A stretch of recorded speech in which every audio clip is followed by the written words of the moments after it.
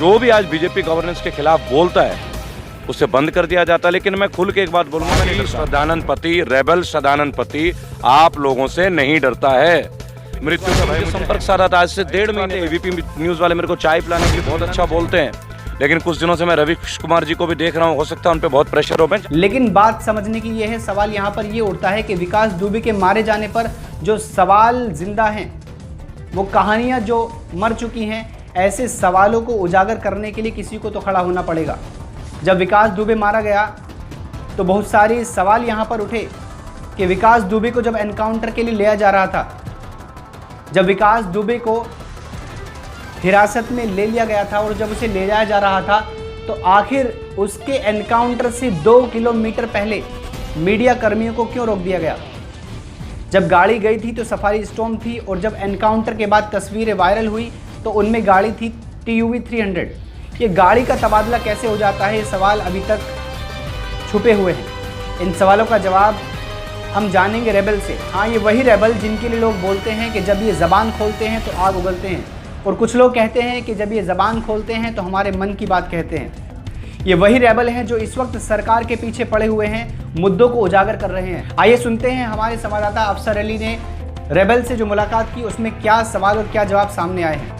नमस्कार, आदाब, सत श्री अकाल। मैं अफसर अली, आप फिर देख रहे हैं एशियन न्यूज़ NCR, जिससे लगातार हम जुड़े हुए थे एक ऐसे व्यक्ति से जिसने पूरे भारत के अंदर तहलका मचाया हुआ है, जिसका एक एजेंडा है, जिसका एक मुहिम है, जिसका एक मोर्चा है बैड गवर्नेंस को लेकर के।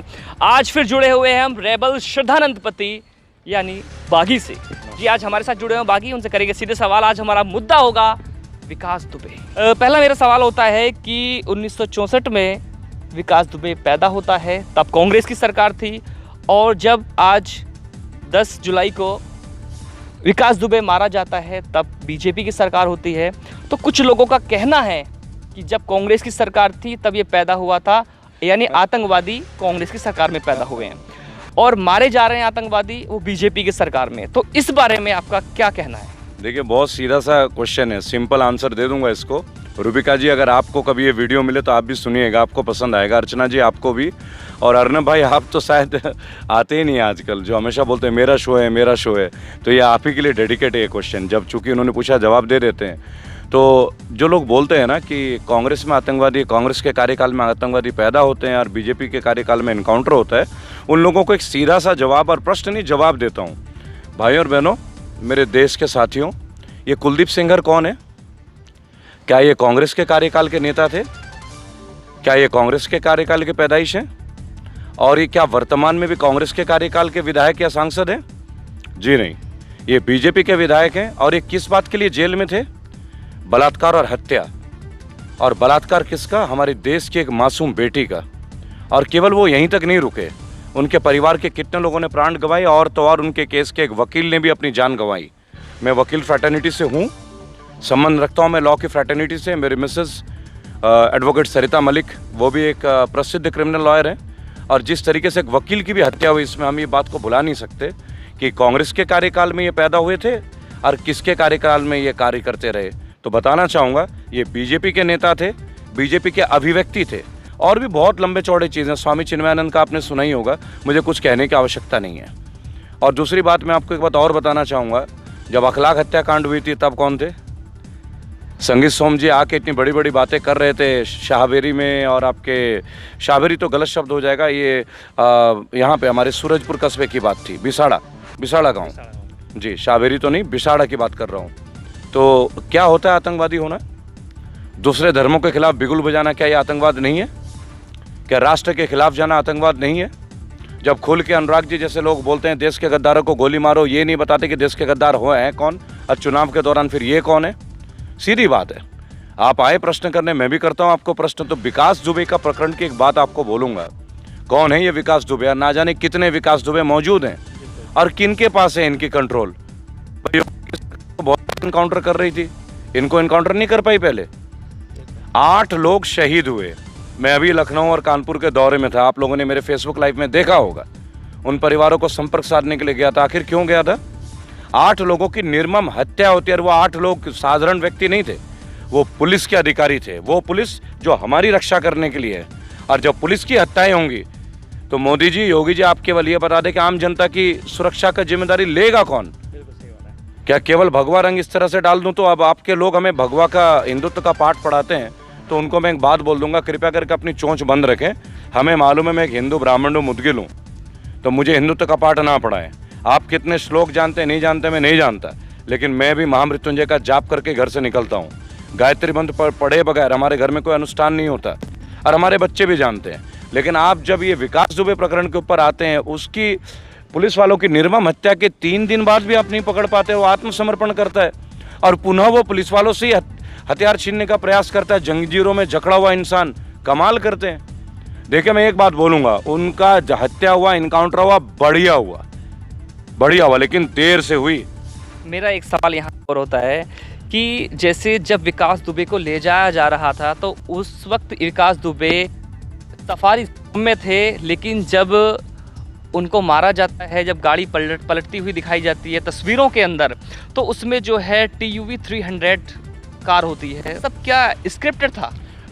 देखिए एक बहुत ही प्रैक्टिकल क्वेश्चन है। आपने पिछले साल मुजफ्फरनगर में एक वीडियो देखा होगा उत्तर प्रदेश पुलिस का, जहां वो मुंह से गोलियों की आवाज़ मारते हैं, ठाएं ठाएं, वो बहुत वायरल हुआ था, ठीक है। तो मुझे नहीं लगता मुझे और कुछ कहने की आवश्यकता है, लेकिन मैं एक बात कहूँगा कि गाड़ी कुछ भी बदले, कोई सी भी गाड़ी पलटे, ये मुद्दा ये था कि विकास दुबे इन हत्याओं के बाद आखिर 3-4 दिन तक छुपा कैसे रहा? कहाँ गई हमारी इंटेलिजेंस? हमारा रॉ कहाँ गया? हमारा जो STF है वो कहाँ गया? हमारे LIU की टीम कहाँ गई? क्या कर रही थी यूपी पुलिस? 8 लोग शहादत दे के भी अपने हत्यारे का बलिदान नहीं ले पा रहे थे, हम उनका बदला नहीं ले पा रहे थे। अगर इससे अच्छा होता कि गाड़ी में उनको उतार के मारने की क्या ज़रूरत है? चौराहे पे बांध देते और एक एक हिस्से को काटते। लोगों में एक मैसेज जाना चाहिए था इन क्रिमिनल्स को कि अब तुम्हें भी इसी तरीके से मारा जाएगा, तुम्हारे शरीर के हिस्से काटे जाएंगे। तुम पुलिस के ऊपर अटैक कर रहे हो, तुम ये नहीं देखते कि लोगों के परिवार किस तरह तड़पते हैं। भाई पुलिस तुम्हारी रक्षा के लिए है। और दूसरी बात, ये विकास दुबे प्रकरण कोई नया नहीं है। मैंने उनकी तस्वीरें देखी हैं, यूपी के CM, फॉर्मर CM के साथ भी, प्रेजेंट CM के साथ भी, काफ़ी वायरल हो रहे हैं। जैसे कि सरकार जो है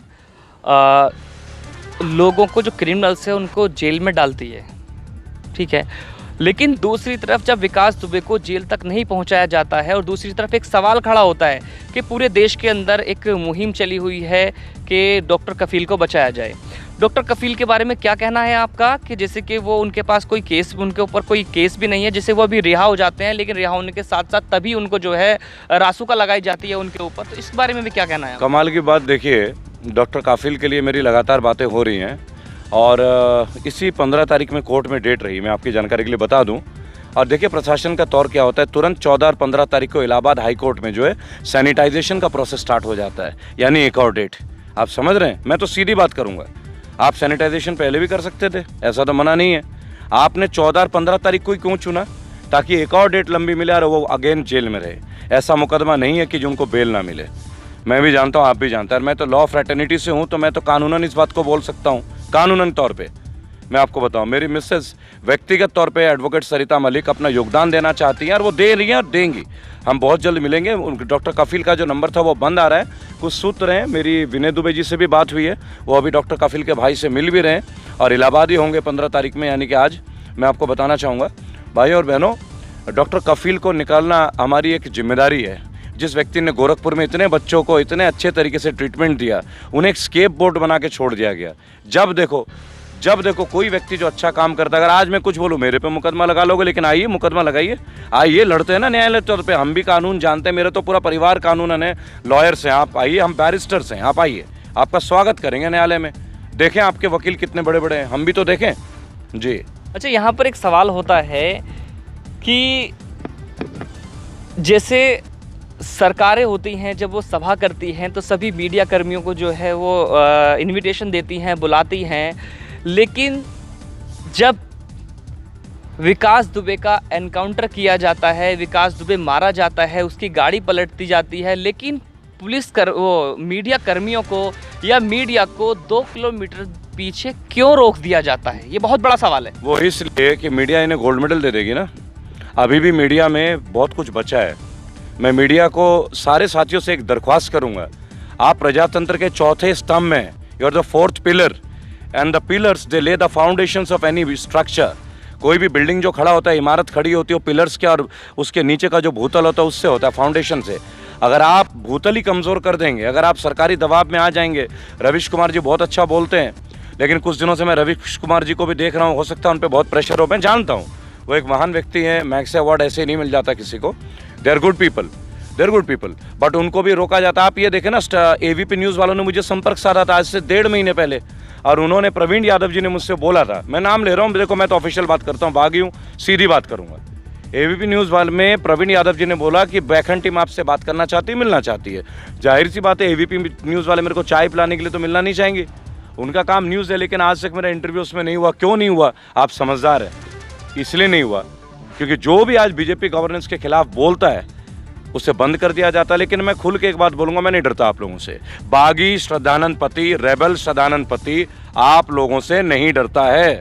मृत्यु का भय मुझे है नहीं, और मैं बंगाल से खुला चैलेंज एक खुला चैलेंज है, बंगाल बिहार से आके उत्तर भारत में जमना, उत्तर भारत के लोगों के बीच रहना। आपको पता है, जिन बिरादरियों के बीच में हूँ, यहाँ भी एक तरह का नस्लवाद रहता है, हर जगह ही रहता है। भारत इतना बड़ा है ना कि अभी भी भारत को एक करना बहुत कठिन होता है, लेकिन मैं वो प्रयास कर रहा हूँ। और आज विभिन्न जातियों के लोग, विभिन्न प्रजातियों के लोग, विभिन्न धर्मों के लोग मेरे साथ जुड़े हुए हैं, चाहे वो क्रिश्चियंस हो, चाहे वो मुस्लिम्स हो, चाहे वो सिख हों, एंड चाहे वो जाट्स हों, गुजर्स हों, चाहे वो ठाकुर हों, सब कारण है। मैंने कभी व्यक्तिगत और कभी धार्मिक और इस तरह की बातें नहीं की। मैं बात करता हूँ अपने देश की। मेरा मुल्क की हवा ऐसी नहीं थी जो मुल्क की हवा आज आप ऐसा कर रहे हैं, पहली बात। तो अगर आपको लगता है कि खुल के लड़ना है, तो अब तो 15 अगस्त को मैं समर्पित कर रहा हूँ। हम तो हर जिले में आ रहे हैं, बागी श्रद्धानंद पति और उनके करोड़ों वॉलंटियर हर जिले में आ रहे हैं। आप तैयारी कीजिए। अभी तो हमने महेश शर्मा को लिया है ग्रेटर नोएडा से।